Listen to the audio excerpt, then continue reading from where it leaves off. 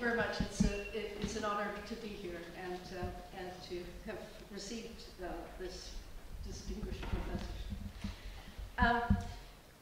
Okay, I'll just get started. And I'm going to start with Virginia Woolf's novel, Between the Acts. Scraps, orts, and fragments. This Shakespearean phrase re-echoes throughout Woolf's novel, Between the Acts, published in 1941 posthumously, which is set during the build-up to World War II. If you've read the novel, you'll know that Miss Latrobe is conducting a kind of twee village pageant, which climaxes in a modernist experiment called Ourselves, in which village children flash reflective objects at the audience, breaking its collective body into pieces. Here a nose, there a skirt, then trousers only, now perhaps a face. Ourselves? But that's cruel, to snap us as we are before we've had time to assume, and only two in parts. That's what's so distorting and upsetting and utterly unfair. So this is the kind of chorus responding to this scene. The scene alludes in part to Hamlet's advice to the players to hold the mirror up to nature. But in Woolf's novel, the children's makeshift mirrors dismember the bodies that they reflect, and in this way produce the hallucination of carnage. So in this way, the scene suggests a sinister complicity between the fracturing effects of modernism and those of aerial bombardment.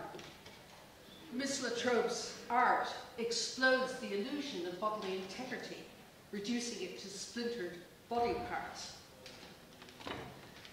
Now, a body part normally implies a whole. Can I help?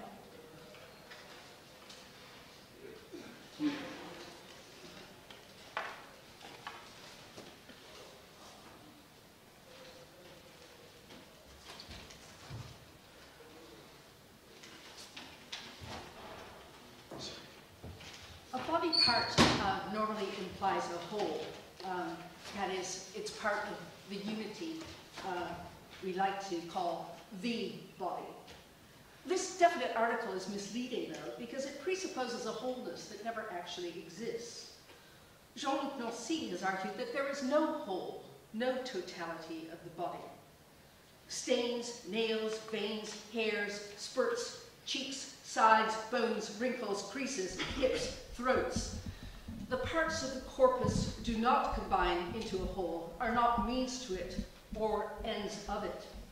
Each part can suddenly take over the whole, can spread out over it, can become it, a whole that never takes place. So far from unified or self-contained, the body is constantly leaking, bleeding, bruising, swelling, flaking, breaking, rotting, and its boundaries are assaulted from without and from within.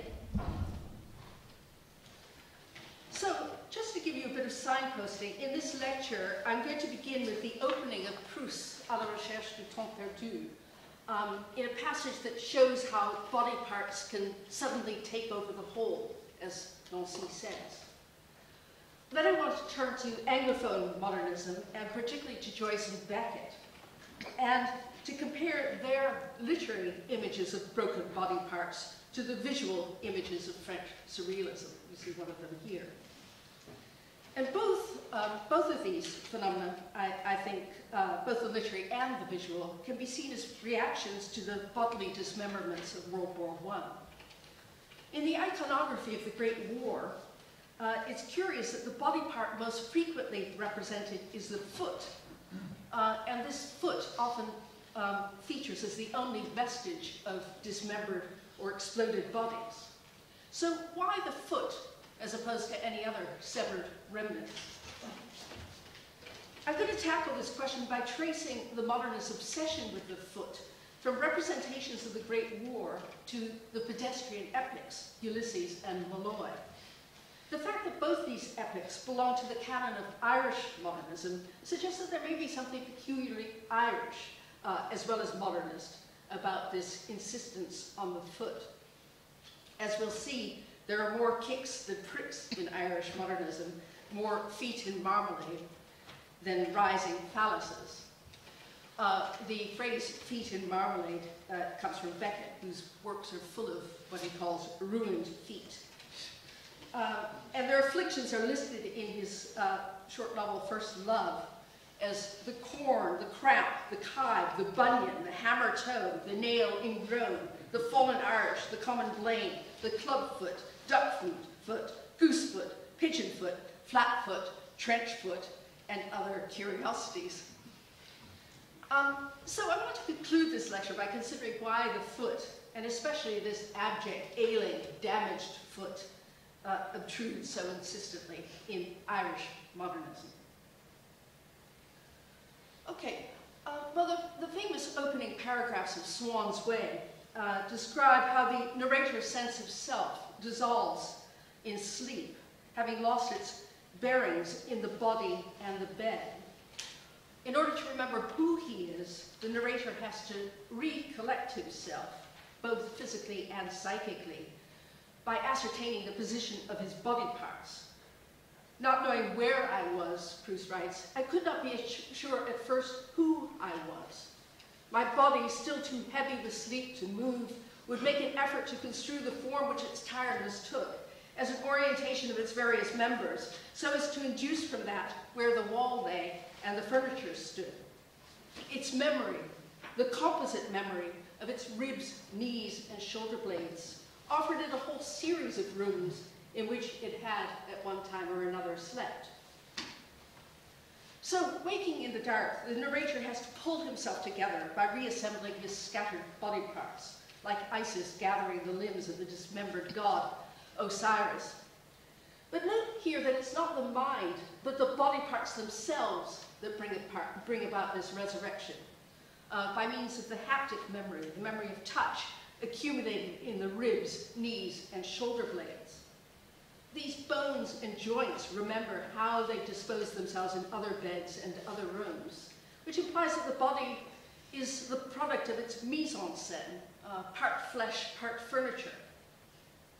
For this reason, the body can only be reconstituted by reference to the objects which have left their traces on the senses. When these props disappear into the darkness, the body falls apart, and its parts assume an uncanny independence of the whole. So these limbs, liberated from the body as a unified gestalt, dream up alternative scenarios. Sometimes, too, just as Eve was created from a rib of Adam, so a woman would come into existence while I was sleeping, conceived from some strain in the position of my limbs. So dreams like these, Proust implies, are engendered by the joints and muscles, bypassing both the mind and the body as a whole. Where Freud attributes dreams to the return of the repressed, Proust attributes them to irritation in the body parts. These parts, dismembered by the state of sleep, much as Adam's rib was extricated, in a sense dismembered from his sleeping body, these body parts acquire an autonomous life, producing Eves out of the contortions of the limbs. Well, in this context, it's worth noting that the English language gives little agency to body parts. We say, my arm or his leg, as if these limbs were enslaved to their respective owners. The French, by contrast, say le poids or le jambe, and the definite article seems to confer a modicum of independence on the limb. So perhaps encouraged by the grammar of his language, Proust endows body parts with the capacity to act, remember, dream, or even conjure up an Eve without deferring to the conscious mind. Joyce, I think, strives for a similar effect when he describes Bloom's sad steps in the Laestrygonians episode of Ulysses. His slow feet walked him riverward. So here, it's the feet that do the walking, retracing their familiar route without the guidance of Bloom's distracted consciousness. Well, I'll be returning to feet, but we might pause here to consider one of the strangest collections of body parts in modernism, and that is Joyce's schemata for Ulysses. Joyce described Ulysses as the epic of the human body, and he assigned a different organ to each of the novel's episodes, which suggests an aspiration to corporeal completeness. But actually, this body doesn't quite add up. This is how Paul Muldoon describes the mutilated remnants of the victim of a bomb blast. Several vital organs are omitted, including such essentials as the liver, the intestines, and the pancreas. If the remaining body parts were patched together, the result might resemble what Lacan calls the heterogeneous mannequin, a mishmash of kidneys, genitals, heart, lungs, esophagus, brain, blood, ear, muscles, bones, eye, nose, womb, nerves, skin, skeleton, unspecified juices, flesh, and fat. Joyce's schemata for Ulysses derive in part from Phineas Fletcher's corporeal allegory, The Purple Island, which was published in 1633. And this antecedent, among others, indicates that the Joycean obsession with piecing out the body actually predates modernism by several centuries. In fact, the scholars David Hillman and Carla Mazzio find evidence of this obsession in a whole range of early modern social and symbolic practices, including punitive dismemberment, pictorial isolation, poetic emblazoning, mythic sparagmos, satirical biting, scientific categorizing, or medical anatomizing. Some of these practices persist in modernism, including the technique of pictorial isolation, which has been enhanced by innovations such as cinematic close-up and photographic cropping. For example, Brassai's famous photograph, Nude 115, crops off the woman's head, arms, and legs so that only her trunk and her buttocks remain visible and form a kind of white stain in this surrounding darkness. In a technique that became a surrealist trademark, the limbless upright body is rotated horizontally, so the woman is actually standing, it's turned over, so that the woman's form assumes the appearance of a phallus. A similar visual pun is made in Brancusi's Princess 10. This sculpture was removed from the Salon des Indépendants in 1920 on the grounds of phallic obscenity, although Brancusi somewhat implausibly insisted that the object was a female bust, which had been crudely mistaken for male genitalia. These images partake of the ambivalence of the Freudian fetish. On the one hand, the fear of castration is displaced onto the dismembered female body, but this body is simultaneously transformed into a phallus, a monstrous enlargement of the imperiled organ. Hal Foster, in his book Prosthetic Gods, has suggested that the cut-up female bodies of surrealism, such as Brassai's photographs or Belmer's dolls, served as a displacement of the all-too-visible reality of male dismemberment during and after World War I. At this time, women, as well as male non-combatants, were often scapegoated for the carnage. The heroic masculine sacrifices of the men at the front were frequently contrasted with the decadent ingratitude of women and unfit men who remained at home. So in this context, the dismemberment of female bodies in surrealism could be seen as a kind of retaliation for the gruesome injuries endured by men during the war, when bodies were, quote, blown to fucking bits, to quote a soldier in Frederick Manning's World War I novel, The Middle Parts of Fortune. Well, these fucking bits, I'd argue, differ from body parts insofar as body parts retain their own integrity, even when they're amputated from the whole. A body bit, by contrast, implies the destruction not just of the whole, but of the part. This is the kind of disintegration, for instance, that we find in Edmund Blunden's Undertones of War, another World War I memoir, where, quote, a young and cheerful lance corporal is suddenly transformed by a grenade into gobbets of blackening flesh sprayed across the earth walls of his fire bay. His eyeball flung under a duckboard is the only body part distinguishable from the gore. As Manning Soldier puts it, "He were just blown to buggery. He were a chum of mine, sir, and I seen him blown into fucking bits." Well, technological innovations in weaponry in World War I meant that bodies could be blown to buggery more thoroughly than ever before. For this reason, many casualties couldn't be identified for burial. Their bodies were too scrambled to be reassembled for the grave. Some combatants' bodies completely disappeared. Some splattered across the trenches, as we've seen, showering blood and guts on their comrades in arms. Others deposited grotesque remains, such as the eyeball in the scene I've just quoted. But more frequently, a dismembered foot is the body part that marks the absence of a decimated soldier. This etching by Percy Smith called Death Odd, which is very faint, so it might be difficult to see, but it portrays the figure of death brought to a halt by a pair of boots with splinters of bone protruding from the shafts. The rest of the body has disappeared into the desolate landscape. It's striking here that Smith depicts two boots rather than one, probably because a pair evokes the absent human form more palpably. The boot's position, one standing and one fallen, reflects the position of death's feet. One is standing higher than the other in the composition. And even though death's feet are bootless and fleshless, they're still attached to a vertical, coherent biped, whose draped skeleton provides a mirror image for the body that's missing from those gory boots.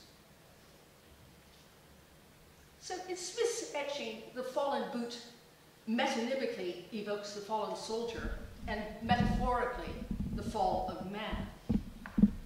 Similarly, Georges Bataille, another surrealist, argues that the foot is psychologically analogous to the brutal fall of man, because this organ grounds the body in the earth and mocks the head's aspirations to the sky. In his famous essay, The Big Toe of 1903, Bataille points out that our faces rise up into the light, whereas our feet sink back into the mud. Hence we speak of having feet of clay.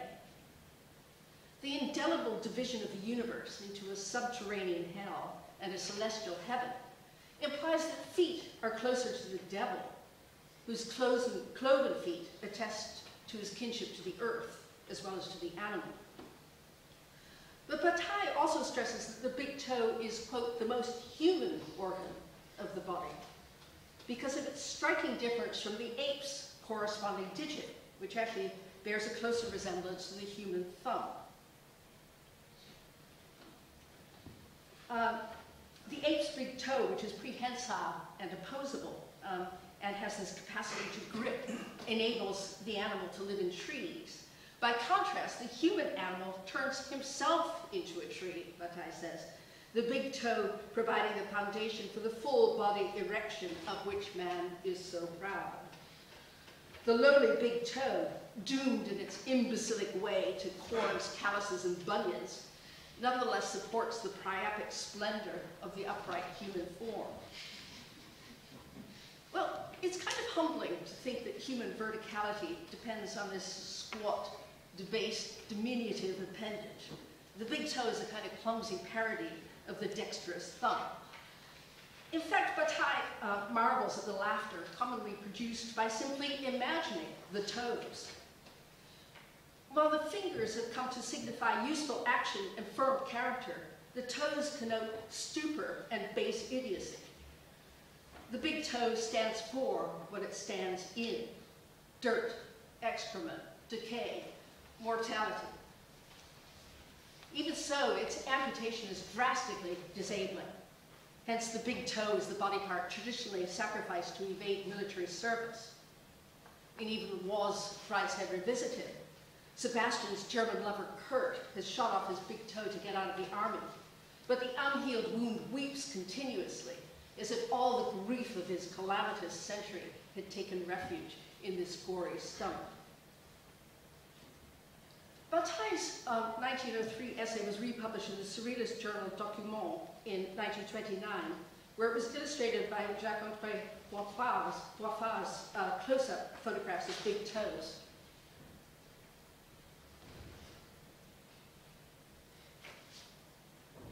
But as you can see, these photographs magnify the big toe to grotesque proportions, exaggerating all its wrinkly, knobbly, hangnail blemishes. They also phallicize the toe, like Brassai's images of female body parts. This effect is achieved by close-up and cropping. Suspended in midair and glowing in the dark, these airborne big toes unflatten and unground the foot, endowing it with a priapic autonomy and assertiveness. They also remind us that the big toe is often sexualized, both in practice and in representation. When the British Minister of Culture, David Mellors, was fired for his adulterous shenanigans in 1992, the Sun sported this immortal headline, "Toe job."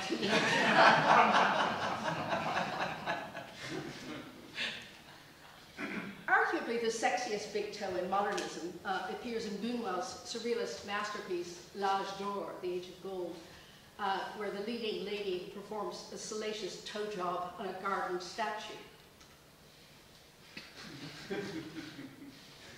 Well, given its sex appeal, it's surprising that the big toe has received little attention from psychoanalysis, in which foot fetishism is generally seen as a displacement of castration phobia.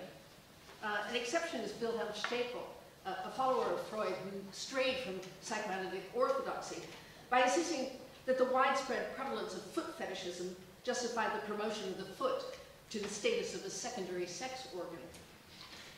Freud, by contrast, concedes no erotic power to the foot per se. Indifferent to the use value of the foot, Freud considers only its exchange value, its function as a stand-in for the mother's missing penis. Well, here I think Freud differs sharply from Bataille, who insists on the ignominious, asexual materiality of feet, especially the lumpish big toe. Sometimes a big toe is just a big toe, Bataille implies. Always more or less damaged and humiliating, the big toe signifies the brute solidity of matter, like the stone that Samuel Johnson kicked to disprove the idealist philosophy of Bishop Berkeley, no doubt stubbing his big toe in the demonstration. In my view, it's Bataille's literalism, as opposed to Freud's symbolic displacements, which predominates in modernist representations of the foot. To risk a sweeping generalization, the modernist foot testifies to the disenchantment of the world, the subordination of spirit to matter, of grace to gravity. For this reason, Beckett's Malloy speaks of my feet obscenely resting on the earth. Obscene because the earth consists of flesh, fur, and feces, in Eliot's words. Man's secret horror of the foot, Bataille contends, derives from this obscene proximity to earth and death, to the dust to which our dust eventually returns. Death begins with the shoes, Primo Levi writes in his memoir of Auschwitz.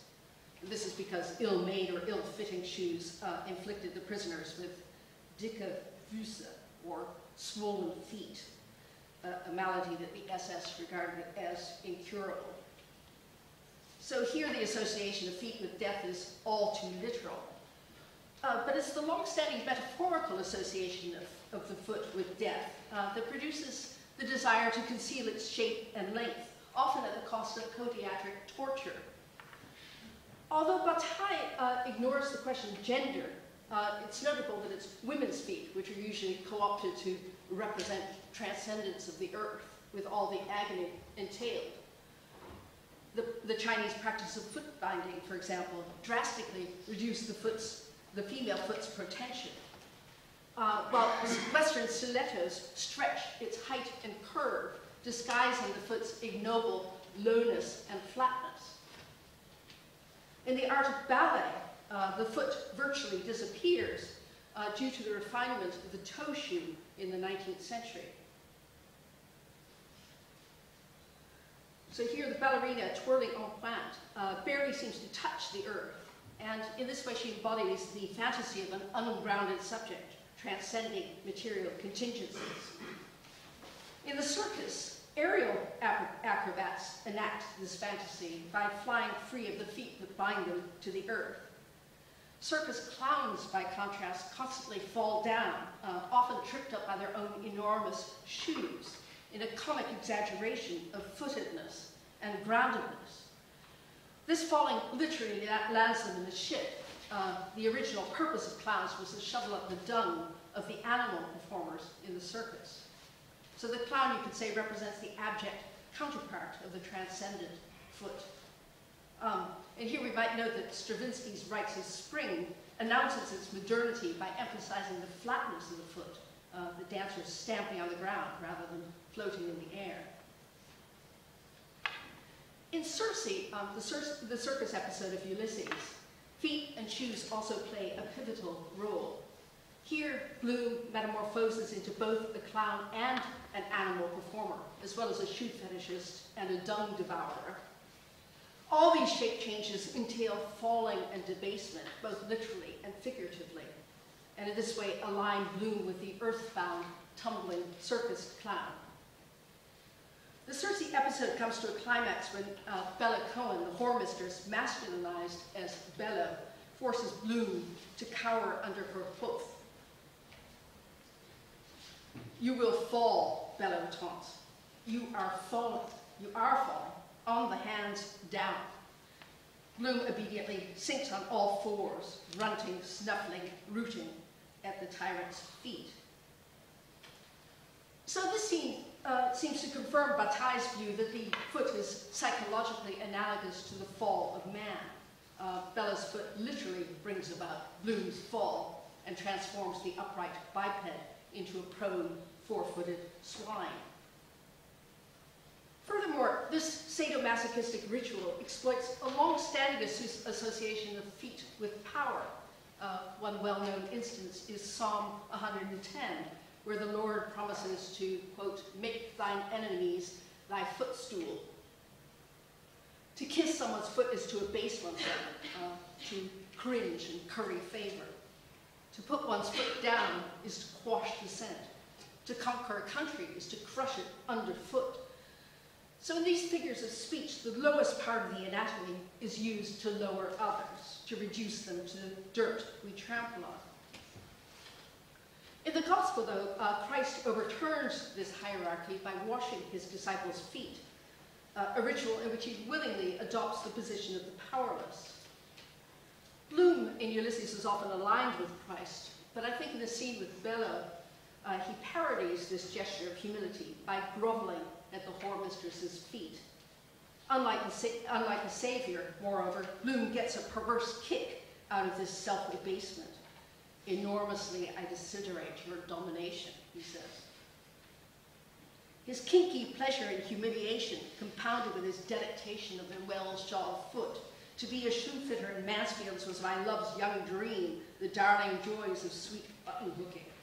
All this suggests a travesty of the Christ story in which the foot washer is outed as foot fetishist, the martyr as masochist.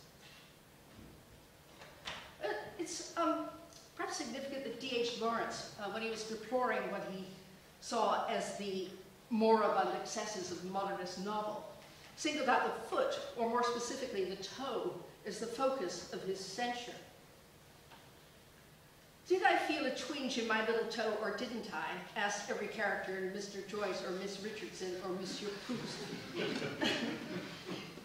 Of course, there's some justice in this taunt, particularly with regard to Ulysses, where Bloom's pedestrian odyssey actually produces such a twinge, though, in fact, in his big toe rather than his little one.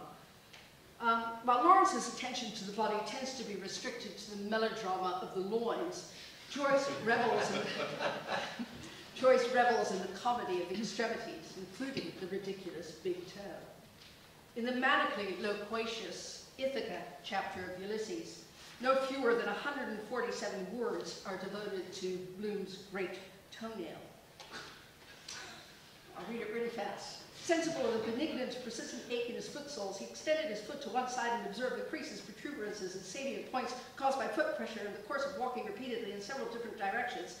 Then, inclined, he disnoted the lace knots, unhooked and loosened the laces, took off each of his 2 boots for the second time, detached the partially moistened right sock, through the forepart of which the nail of his great toe had again effracted, raised his right foot, and, having unhooked a purple elastic sock suspender, took off his right sock, placed his unclothed right foot on the margin of the seat of his chair, picked at and gently lacerated the protruding part of the great toenail, raised the part lacerated to his nostrils, and inhaled the odor of the quick, then with satisfaction threw away the lacerated ungual fragment.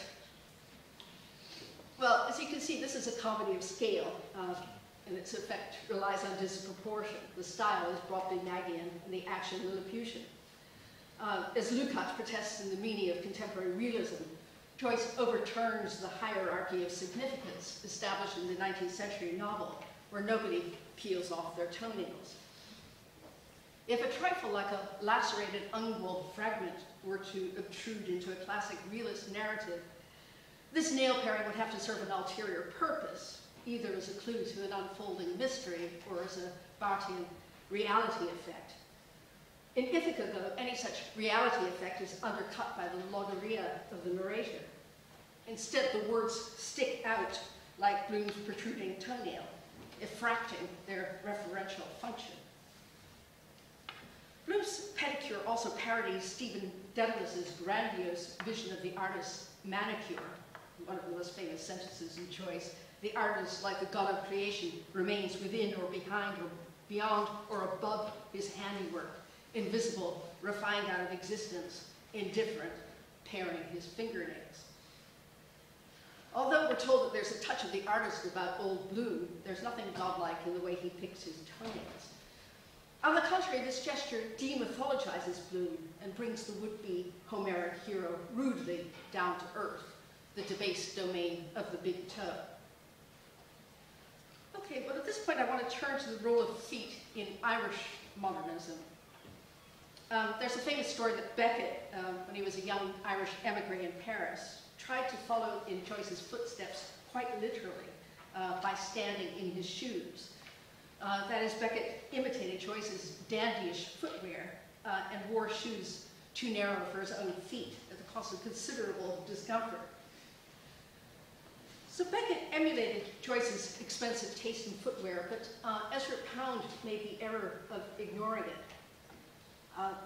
There's a story in 1920, T.S. Eliot was commissioned by Pound, accompanied by Wyndham Lewis, to visit Joyce with a mysterious package from Pound, which turned out to contain a pair of old shoes, which probably resembled the wrinkly brogues of Van Gogh's shoe paintings. Joyce, the dandy, was so affronted by this charitable offering that he retaliated by wining and dining his emissaries with princely extravagance, footing the bill in retribution for this mortifying footwear. As Lewis recalls, we had to pay his Irish pride for the affair of the old shoes. That was it. He would not let us off. He was entirely unrelenting, and we found it impossible to outmaneuver him. The fact that the term brogue refers to a stout shoe and to an accent from the Celtic fringe may have aggravated the offense to Joyce's pride. In this anecdote, then, Joyce seems to find his own deracinated cosmopolitan avant-gardism against the counter-image of the Irish boot. More than any other item of footwear, the boot testifies to the slovenly indistinction of the subject and the subjacent ground it occupies. It's to avoid this indistinction that Joyce's Gabriel Conroy rejects boots for galoshes in The Dead. Gabriel, if you remember the story, spurned the Irish nationalism associated with the West. And at the same time, he sports these continental galoshes imported from the East, as if to immunize his feet against the Irish sod. In Ulysses, the impecunious Stephen has been forced to borrow Buck Mulligan's boots. And this second second-hand footwear chafes against Stephen's pride more than his shins, just as Pound's tactless present irritated Joyce. My 2 feet in his boots are at the end of his legs, Stephen thinks in protest, and he listens to these boots beating a tattoo into the sea rack. It's with footsteps like these that, quote, rhythm begins, generating the so-called feet of poetic meter. Stephen, in this passage, proceeds to scan his footsteps, a catalectic tetrameter of iams marching. So this passage implies that poetry, despite its spiritual flights, has feet of clay.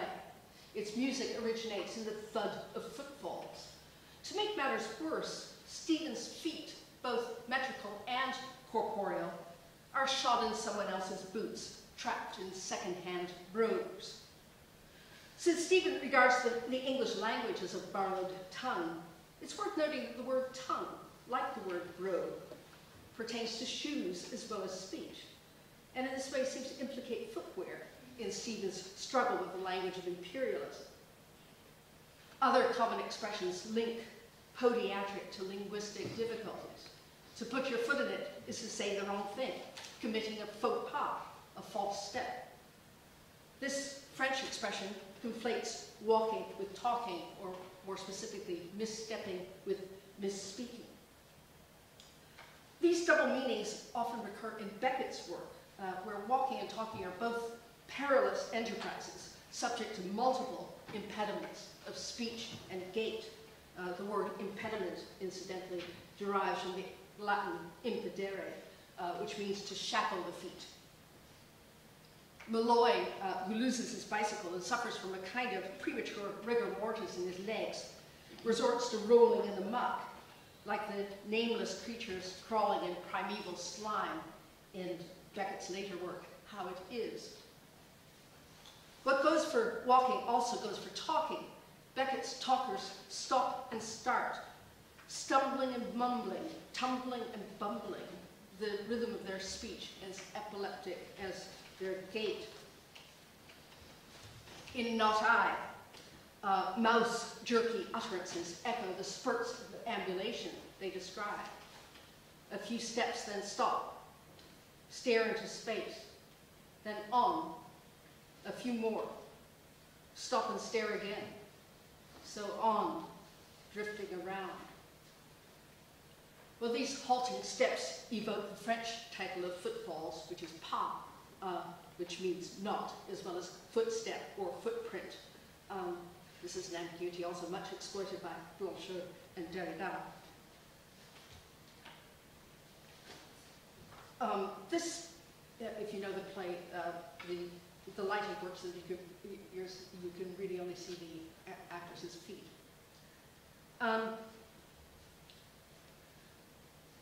Anyway, this pun implies that the pas, or pace, is negated in its own performance. Just as I am not I, the French title is pas moi, so stepping is a form of stopping. Beckett's walkers are compelled to go on, as he says, to keep their feet and narratives in motion, even though these journeys are impossible. I can't go on, I'll go on, the very famous ending of The Unnameable. So this principle of pas, or not step, also applies to writing, which advances only to retreat, backtracking with every forward motion. Since walking is a way of making tracks, inscribing footprints, it constitutes a form of writing, and a form that human beings share with animals, as Derrida has pointed out. Beckett's tramps and indigents, who hobble on sticks and crutches, shadow forth the writer stumbling with his pen. I shall not say this again.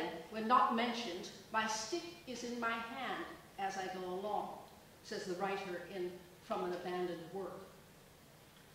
This going along corresponds to other allegories of writing in Beckett's work, such as the conflation of Malone's pencil and Lemuel's axe at the end of Malone Dies, or the crawling slog across the lines of an exercise book, which is, at one level, how it is. In each of these cases, going along, whether in the form of walking, talking, or writing, is constantly arrested, diverted, retracted, or reversed, leaving only pop or vanishing traces. Joyce's works also implicate walking in writing. Scribbledy-hobble, which is the title of Joyce's notebook for Finnegan's Wake, combines hobbling with scribbling, and implies that both are forms of staggering along, whether with a cane or with a pen. In Ulysses, also, walking sticks double for pens. Stephen, the aspiring writer, carries an ash plant cane, while Bloom uses a stick to scrawl an unfinished sentence in the sand, and in this way transforms this potential walking aid into a writing tool. This unfinished sentence, I am a, could be completed with several predicates, most obviously in this context, cuckold. Jew, though, is another possible predicate, given that Bloom lays claim to Jewishness as well as to Irishness in his confrontation with the citizen in the Cyclops episode. Sander Gilman, in his book The Jew's Body, argues that the Jewish foot has provided a butt for anti-Semitic prejudice since the 19th century, when Jews came to be suspected of flat-footedness, a symptom associated with their sinister work as urban merchants. As the city dweller par excellence, the Jew plods the pavement rather than the countryside, and his flat foot therefore marks his estrangement from organic community. At the same time, though, this flat-footedness reveals the lowness of his moral character and aligns the Jew with the devil, who's also associated with malformed feet, as well as with the lowest regions of the earth. So paradoxically, the Jew's flat foot is too grounded because it lacks an arch to lift it off the dirt. But it's also too ungrounded, since it's deracinated from the native soil and trudges on the city's artificial surfaces. So in this sense, you could say that the Jew's foot encapsulates the geopolitical contradictions of modernity, which is associated on the one hand with the establishment of nations, and on the other with the mass displacement of populations. In this context, as Stephen Connor's written, the Jew comes to be imagined as the creature and embodiment of modernity because of a lack of grounding, condemned to wander over the surface of the earth without ever being able to establish a relation to any one part of it. So the Jew's foot, flattened by excessive wandering, can't find a toehold in a nation. Flat foot, incidentally, is one of many insults hurled at Bloom by Bella in the Circe episode. In the Nestor episode, the anti-Semitic Mr. Deasy decries the Jews as, quote, wanderers on the earth. Well, ironically, the same is true of the Irish, driven into diaspora by famine and oppression. So it makes sense that Beckett's wanderers sport the most typical Irish surnames, Murphy and Malloy. Their feet, meanwhile, suffer from much worse deformities than those of the supposedly flat-footed Jew. In the course of his circular, inconsequential journey, Malloy loses half his toes along with his crutches and his bicycle. He says, I fix at this period the dastardly desertion of my toes. And he says this is a bewildering betrayal because I thought they were an excellent fettle, apart from a few corns, bunions, ingrowing nails, and a tendency to cramp. Before their defection, these toes enjoy a pedicure of sorts from the woman Malloy calls Luce or Edith. Our commerce was not without tenderness, he says. With trembling hands she cut my toenails, and I rubbed her rump with winter cream. But this idyll was of short duration, he recalls, because it was followed by the sudden loss of half my toes, possibly purloined by Luce herself. But Malloy can't remember when this catastrophe occurred or which foot was affected, left or right. Lying in bed, in a passage reminiscent of the awakening duration in Proust's Recherche, Malloy disintegrates into his body parts. And when I see my hands on the sheet, which they love to floxulate already, they are not mine, less than ever mine. I have no arms. They are a couple. They play with sheet, love play perhaps.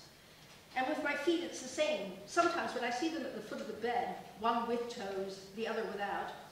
But my feet are not like my hands. I do not bring them back to me when they become my feet again, for I cannot, but they stay there, far from me, though not so far as before. End of the recall.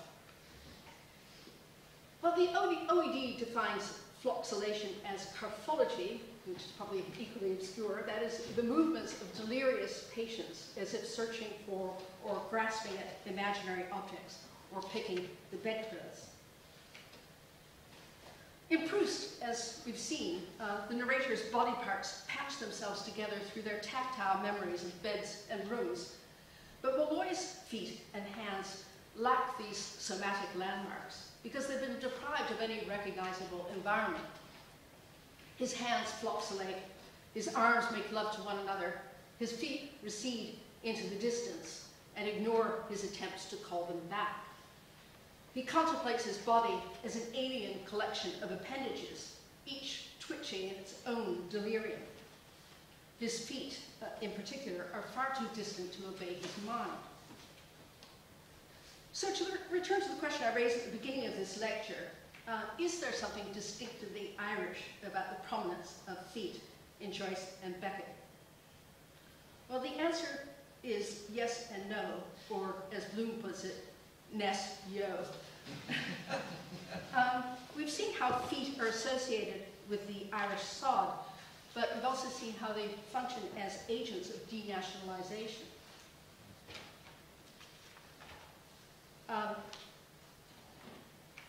Sorry. Yes, and I wanted to say that there's nothing more typical of Irishness than exile and deracination. To be Irish is to be not Irish, just as to be I is to be not I. Molloy says, I didn't know which foot to land on when I came down. Lacking a foot to land on and a leg to stand on, Molloy's plight could be compared to that of the flat-footed Jew, uprooted from the native soil, yet also mired in urban filth. In Beckett, the impossible activity of walking, in which one foot teeters on the quaking sod while the other is suspended in midair, corresponds to the conflict embodied in the Jewish foot, both groundless and grounded to excess, a conflict which is perhaps endemic to the exilic condition and not merely to the Irish. So I'd suggest that the oddness of feet, both earthbound and airborne, both phonic and deterritorialized, evokes the paradoxical condition of exile, Irish exile, in the case of Beckett and Joyce. I'll stop there.